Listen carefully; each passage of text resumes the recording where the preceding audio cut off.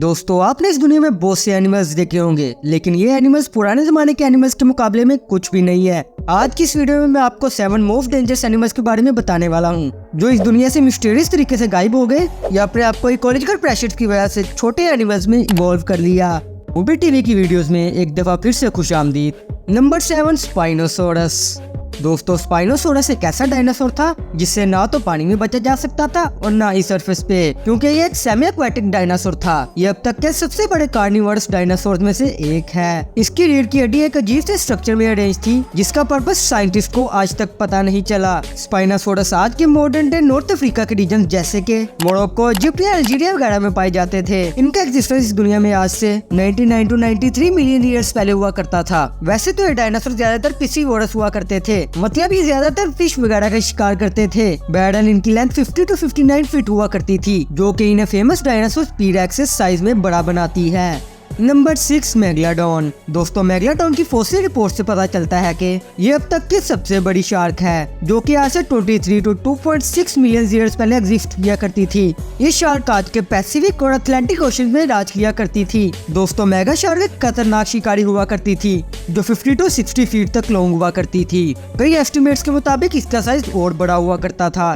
दोस्तों इस शार्क का साइज अगर आज की शार्क के साइज से कंपेयर किया जाए तो ये उनसे 50 गुना ज्यादा बड़ी होती है। दोस्तों ये ग्रेट वाइल्ड शार्क्स और टर्टल का शिकार किया करती थी। इसके काफी फॉसिल रिकॉर्ड से पता चला है कि इसका एक दांत बनाना जितना हुआ करता था। दोस्तों ये शार्क आज से 2.6 मिलियन ईयर्स पहले खत्म हो चुकी थी, मगर इसका गायब हो जाना भी एक बहुत बड़ी मिस्ट्री है, क्योंकि इसके एक्सटिंक्ट होने की वजह आज तक किसी को नहीं पता।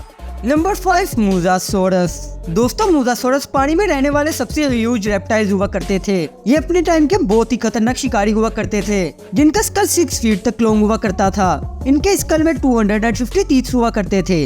मोसासोरस के प्रेजेंट डे में सबसे closest living animals monitor lizards है। मोनिटर लिजार्ड्स पानी और सरफेस पे रहने वाली छिपकली को कहते हैं, जैसे कोमोडो ड्रैगन्स। दोस्तों इनकी लेंथ 50 to 60 फीट हुआ करती थी, यानी इनका भी साइज तकरीबन मेगलाडोन के इतना हुआ करता था। वैसे इन दोनों एनिमल्स का कभी भी एनकाउंटर नहीं हुआ, क्योंकि ये दोनों अलग अलग टाइम पीरियड में एग्जिस्ट किया करते थे।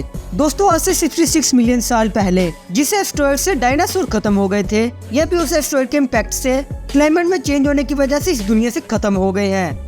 नंबर 4, सार्कोसुकस। दोस्तों सार्कोसुकस अब तक के तमाम क्रोकोडाइल्स के मुकाबले में क्रोकोडाइल की सबसे बड़ी नस्ल हुआ करती थी। इस क्रोकोडाइल की लेंथ 36 to 40 फीट हुआ करती थी, जिसका मतलब इनका साइज स्कूल बस के बराबर हुआ करता था। इनके ज्यादातर फॉसिल्स सहारा डेजर्ट से मिले हैं। आपके दिमाग में एक सवाल जरूर आया होगा कि क्रोकोडाइल जब सेमी एक्वाटिक हुआ करते हैं तो सहारा डेजर्ट में कैसे रह सकते हैं। असल में आज से 112 मिलियन ईयर्स पहले इस दुनिया में एग्जिस्ट किया करते थे। उस वक्त सहारा डेजर्ट अमेज़न जंगल की तरह हुआ करता था। दोस्तों इन क्रोकोडाइल्स का वेट 8 to 10 टन हुआ करता था, विच मीन्स इनका वेट 2 एलिफेंट्स के बराबर हुआ करता था। बैगडाल इनके चोच बहुत ही पावरफुल हुआ करते थे और इनका शिकार fish, turtle and even medium size dinosaurs भी हुआ करते थे।